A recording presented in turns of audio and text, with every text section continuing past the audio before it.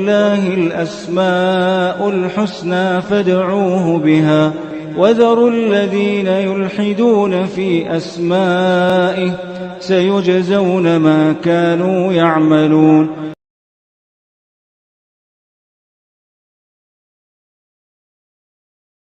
بسم اللہ الرحمن الرحیم. الحمد للہ رب العالمین وبہ نستعین وصلی اللہ وسلم علی سید الانبیاء والمرسلین وعلی آلہ واصحابہ اجمعین ومن تبعہم بإحسان الی یوم الدین. اما بعد،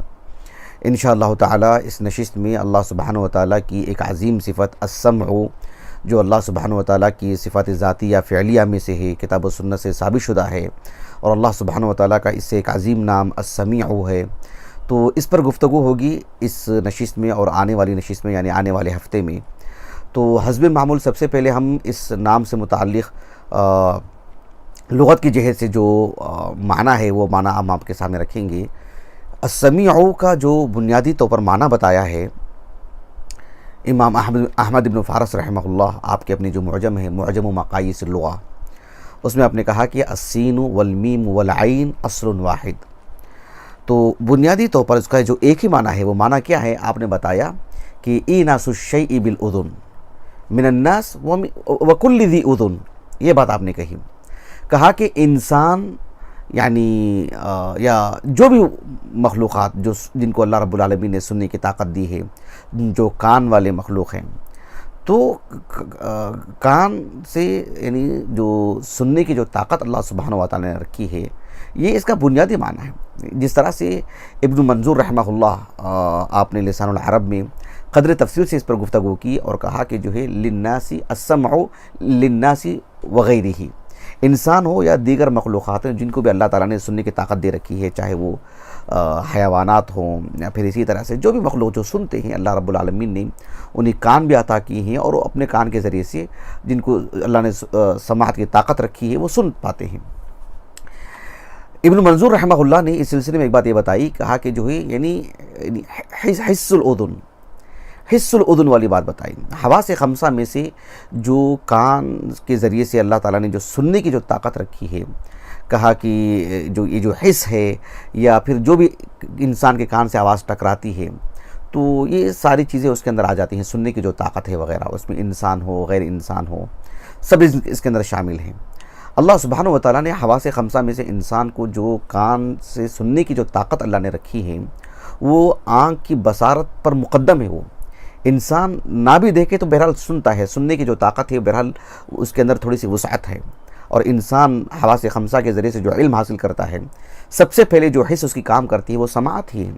اس لیے اللہ رب العالمین نے قرآن مجید میں جو ہے جگہ جگہ پر بصارت پر اللہ تعالیٰ نے سماعت کو مقدم رکھے ہیں. اور بہرحال ایک تفصیلی موضوع ہے، مجھے اس میں نہیں جانا ہے. تو یہ جو سننے کی جو طاقت ہے، کان سے جڑی ہوئی جو بات ہے، اس سلسلے میں ایک معاصر عرب عالم دین ہے، شیخ عبدالعزیز ابن ناصر الجلیل، وَلِلَّهِ الْأَسْمَاءُ الْحُسْنَى فَادْعُوهُ بِهَا، اسماء حسنہ پر آپ کی کتاب ہے. آپ نے ابن فارس رحمہ اللہ ہوں یا جو ہے اسی طرح سے ابن منظور رحمہ اللہ ہوں،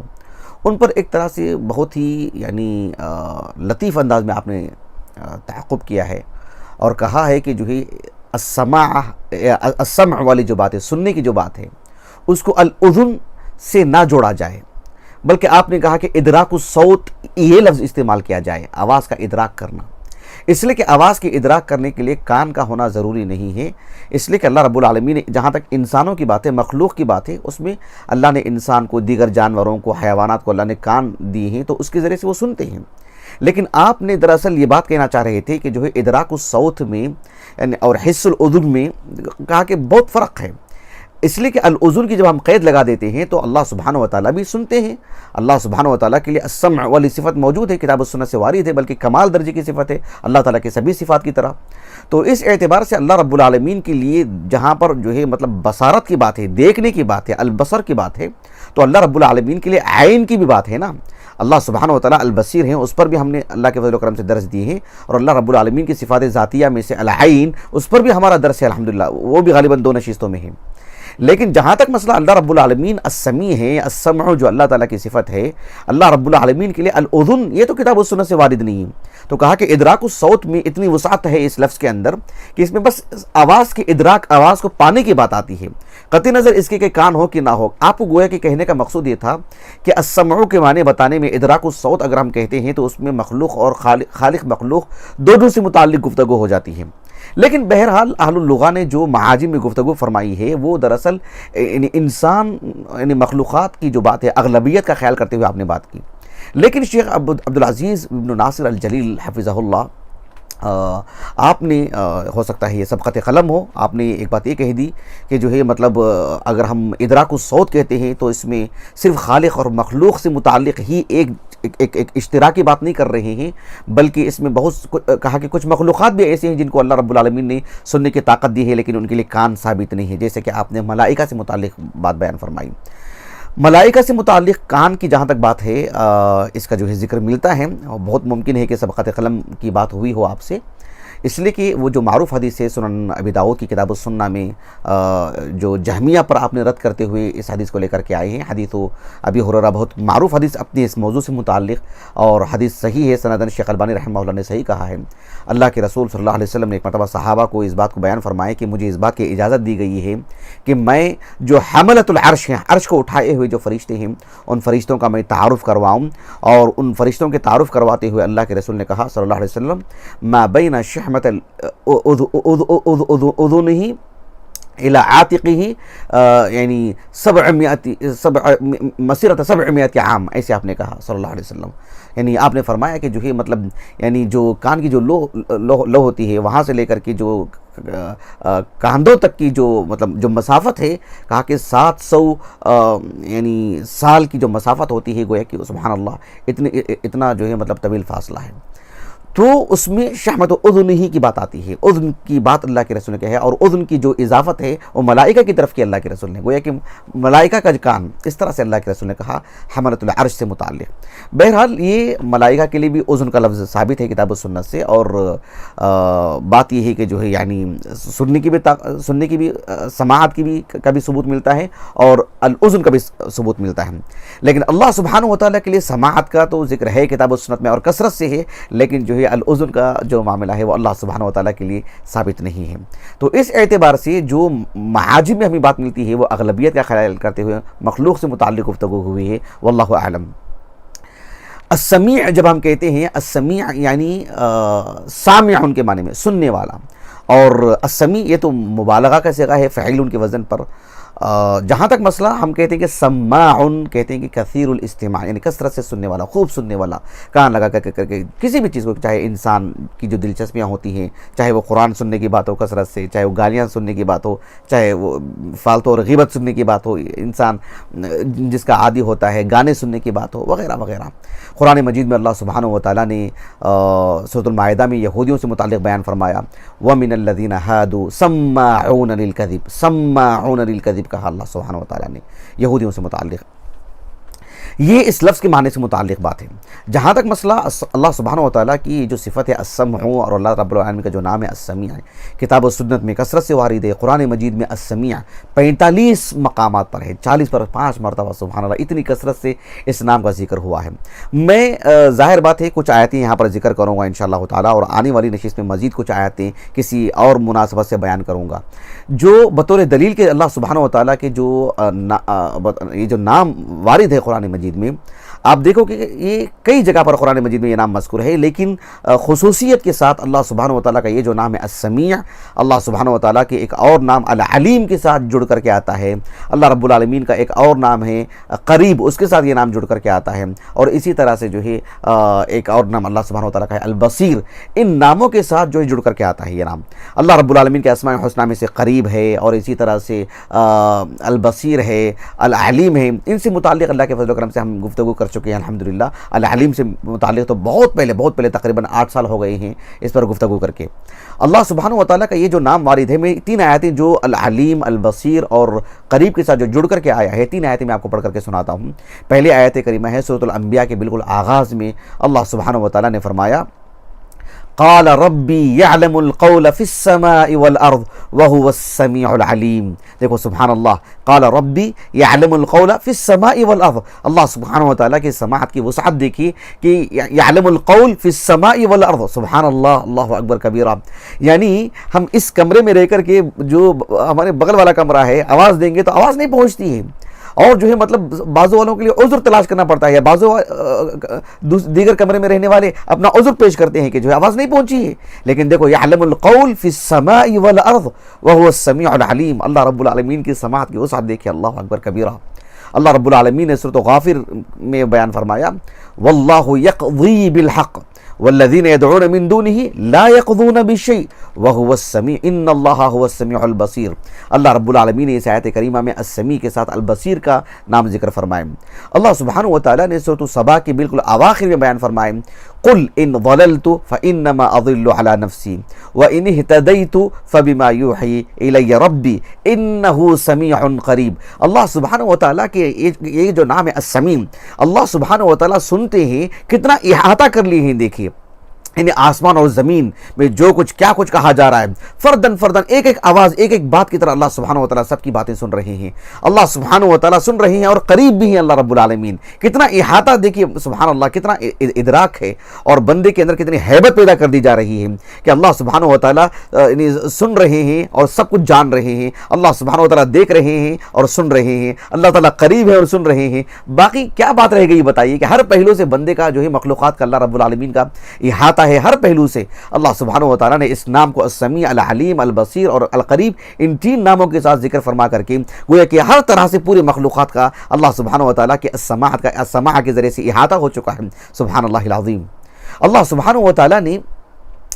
سورۃ طٰہٰ میں موسیٰ علیہ السلام کا جو واقعہ بہت ہی مفصل ہے، بہت مفصل ہے. جب فرعون کے پاس بھیجا گیا تو اللہ رب العالمین نے کیا فرمایا؟ قال لا تخافا اننی معکما اسمع و ارا. ظاہر بات ہے اس میں اسمع و ارا والی جو بات ہے یہ عمومی بات نہیں ہے، وہ یہ کہ ایک تائید کے طور پر، ایک نصرت کے طور پر، یعنی اللہ رب العالمین ایک ڈھانس بنا رہے ہیں، ایک ہمت دلا رہے ہیں کہ اسمع و ارا. خصوصی طور پر اہل ایمان کی نصرت و تائید کے لیے اللہ رب العالمین اس بات کو بیان فرما رہے ہیں کہ اللہ رب العالمین جو کہ میں سن رہا ہوں، میں دیکھ رہا ہوں. یعنی دیکھ تو سب چیزیں رہی ہیں، اللہ رب العالمین سب چیزیں سن رہی ہیں، لیکن خصوصی طور پر اہل ایمان یعنی انبیاء و رسول اور دیگر اہل ایمان کے لیے یہ بہت ہی تائیدی طور پر یہ بات ہے کہ اللہ سبحانہ و تعالیٰ سنتے ہیں، دیکھتے ہیں. ہر پہلو سے جو ہے ایک مومن کو قوت پہنچائی جا رہی ہے.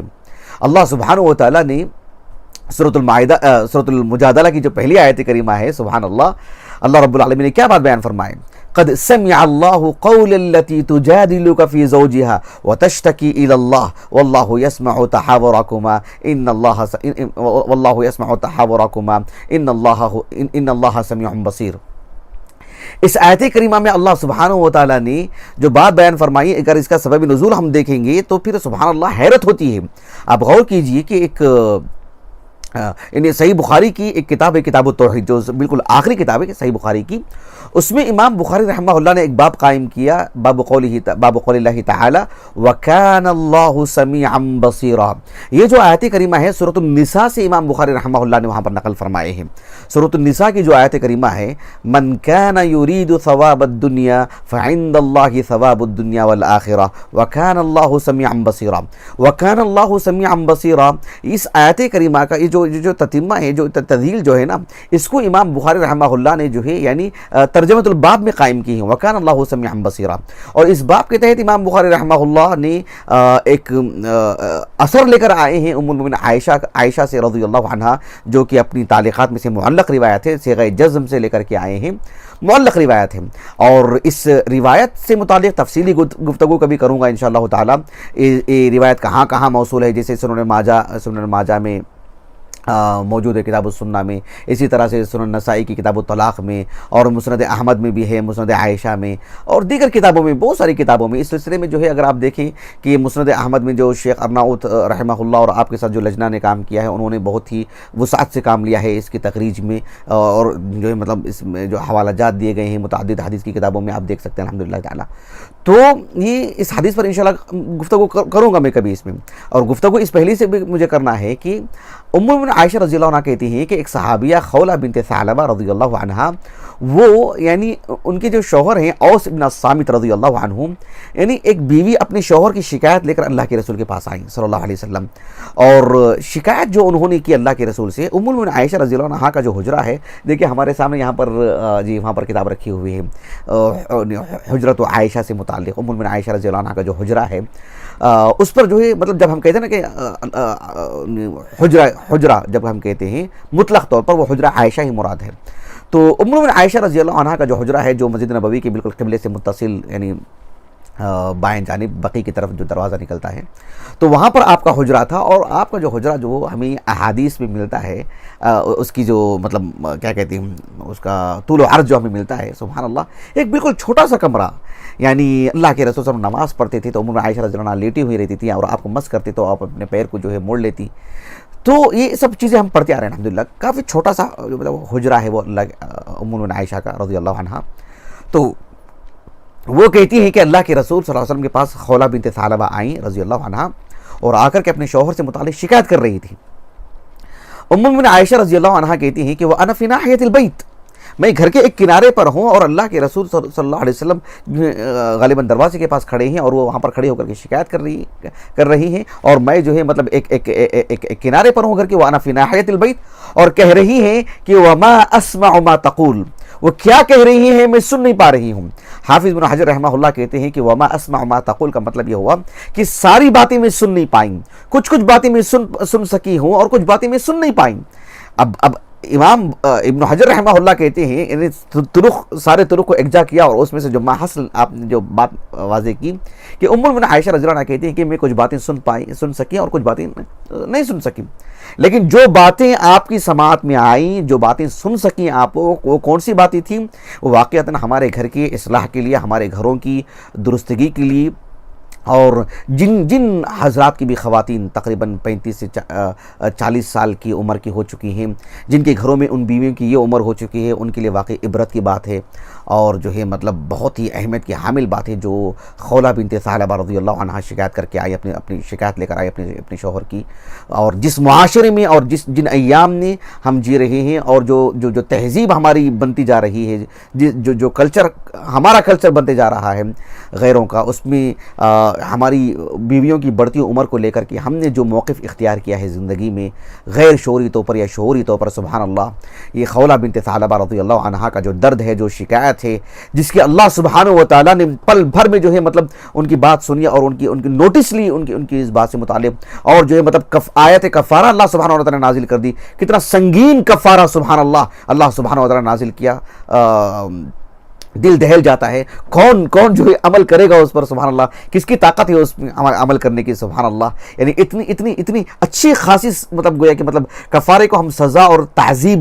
سے تو تعبیر نہیں کریں گے، لیکن جو ہے مطلب ایک کفارہ جو ہے نا، جس سے ایک بندے کا گناہ دھل جائے، بندے کی معافی ہو جائے، لیکن گناہ کتنا سنگین ہے، کتنا جرم کتنا بڑا ہے کہ اس کے لیے کس طرح کا کفارہ جو ہے مطلب نازل کیا گیا ہے، اس سے اندازہ لگا سکتے ہیں۔ لیکن ام المؤمنین عائشہ رضی اللہ عنہا نے جو باتیں ان کی سن پائیں بطور شکایت کی، جو انہوں نے اپنے شوہر کی تھی، اس کو میں انشاءاللہ کسی دن تفصیل سے ایک موضوع کے تحت آپ کے سامنے ذکر کروں گا انشاءاللہ تعالی۔ لیکن مجھے یہاں پر بتانا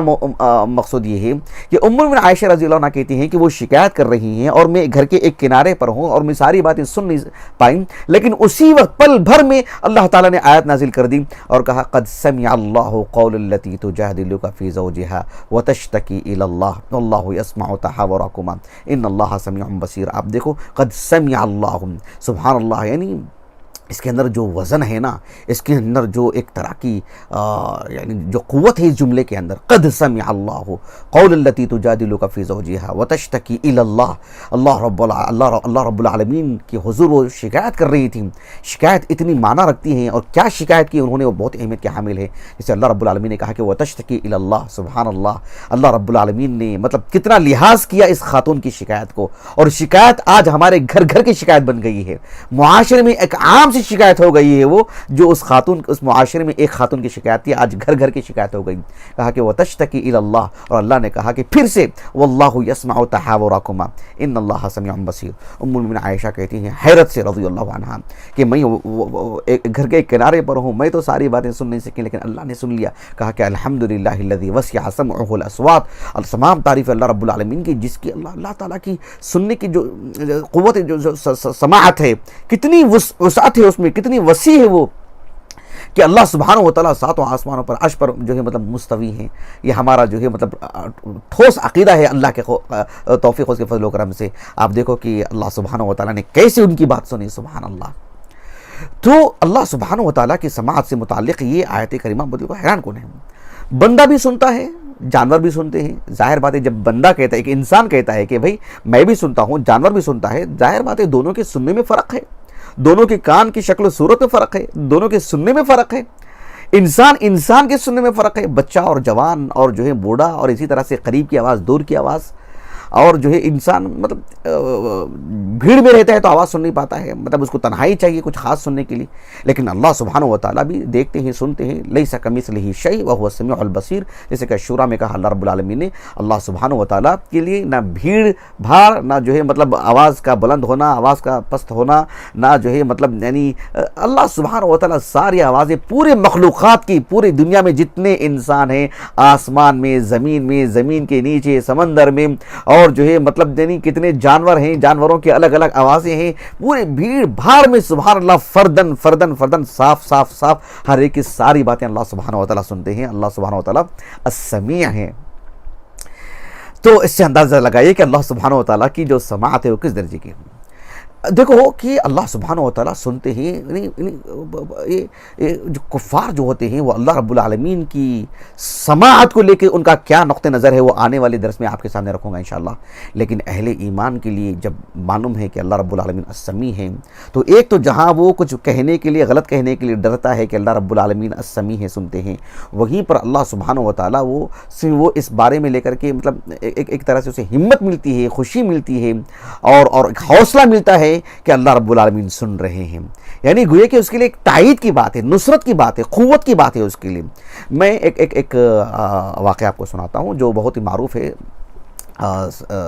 صحیحین میں ہے، بلکہ متفق علیہ روایت ہے، صحیح بخاری کی کتاب بدل الخلق میں اور صحیح مسلم کی کتاب الجہاد والسیر میں. ام المؤمنین عائشہ رضی اللہ عنہا ایک مرتبہ رسول اللہ صلی اللہ علیہ وسلم سے سوال کرتی ہیں کہ اے اللہ کے رسول، یعنی هل اتى عليك يوم كان اشد من یوم احد. کہا کہ احد کے موقع پر جو صورتحال ہوئی، فتح مل گئی تھی، پھر اچانک جو ہے مطلب چھوٹی سی چوک کی وجہ سے وہ مطلب شکست میں تبدیل ہو گئی. رسول اللہ صلی اللہ علیہ وسلم بھی جو ہے زخمی ہوئے، آپ کے دانت جو ہے مطلب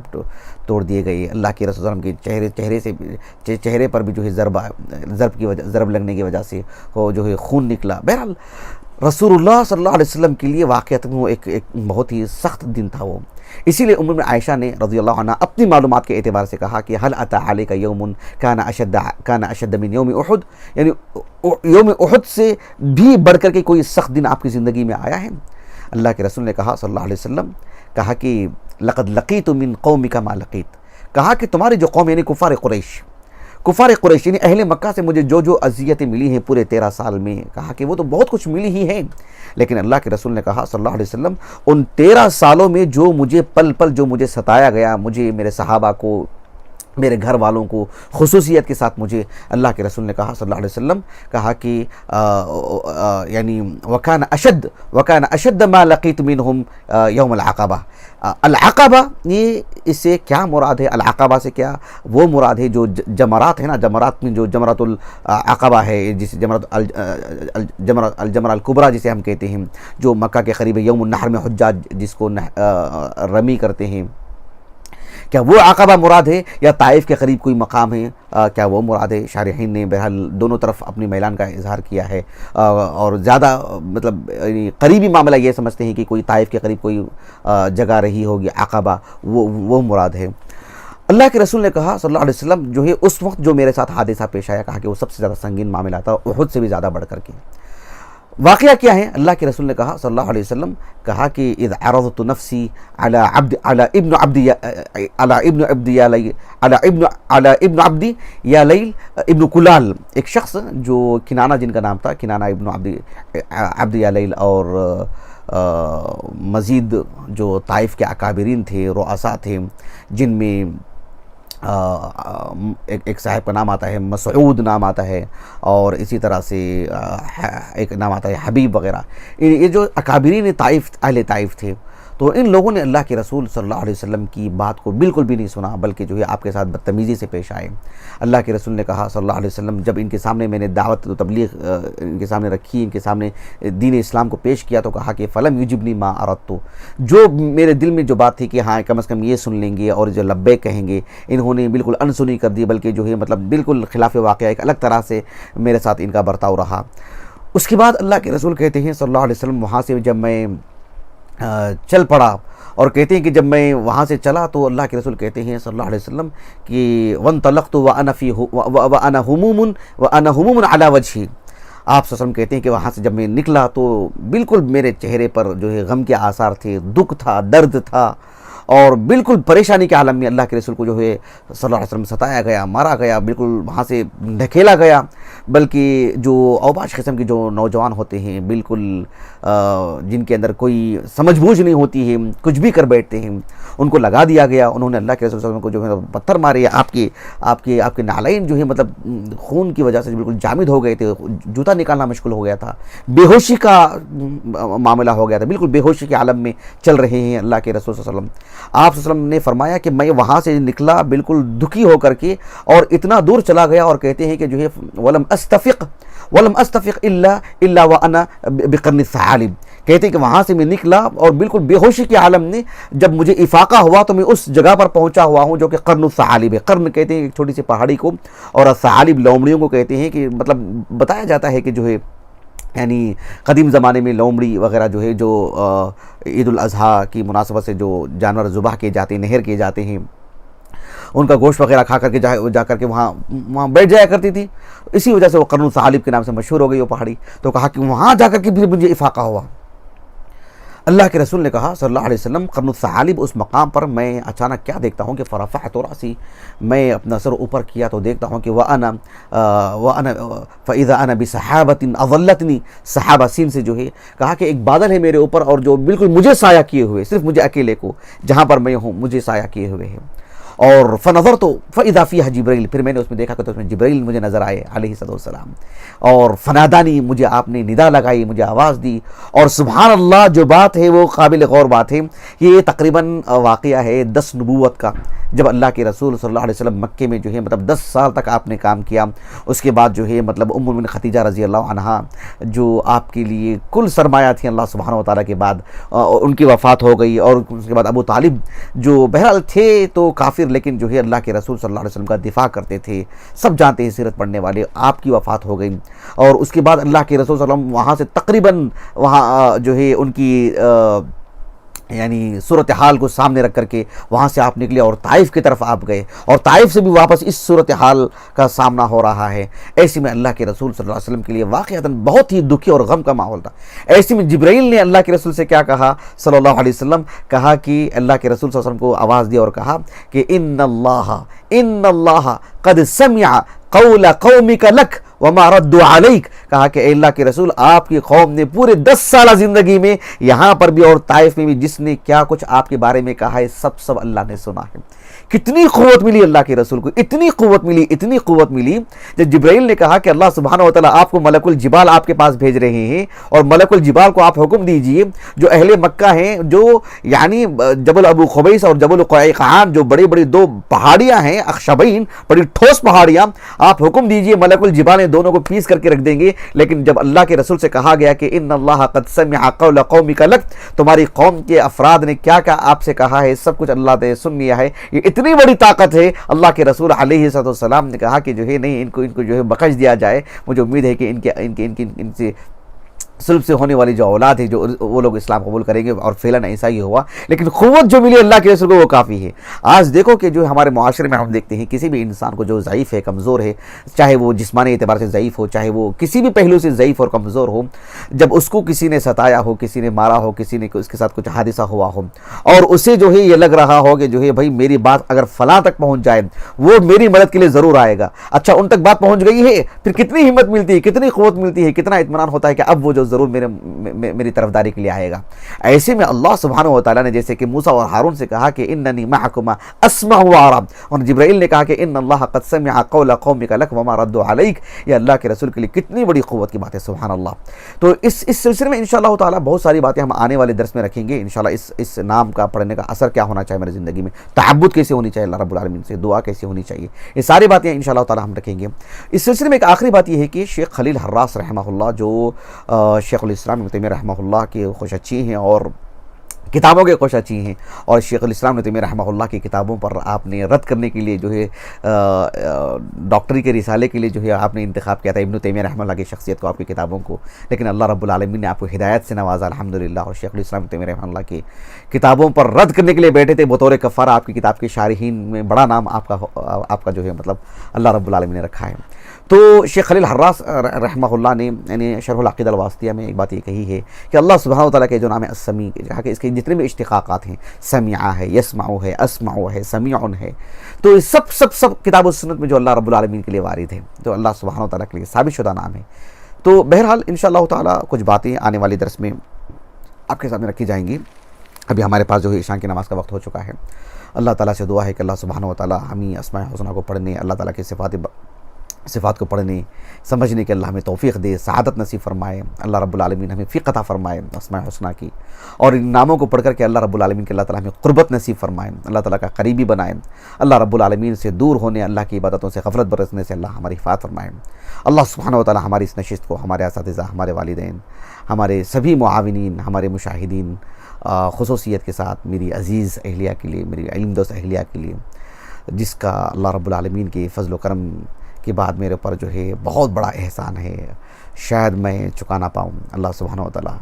اس کو بہترین اجر عطا فرمائے، ہماری اولاد کو، ہمارے فرزندان کو، مجھے اللہ تعالیٰ اس نشست کو ذخیرہ آخرت کر دے اور ہمارے کفارات کے لیے، سیئات کے لیے کفارہ کر دے۔ سبحانک اللہم و بحمدک، اشہد ان لا الہ الا انت، استغفرک و اتوب الیک۔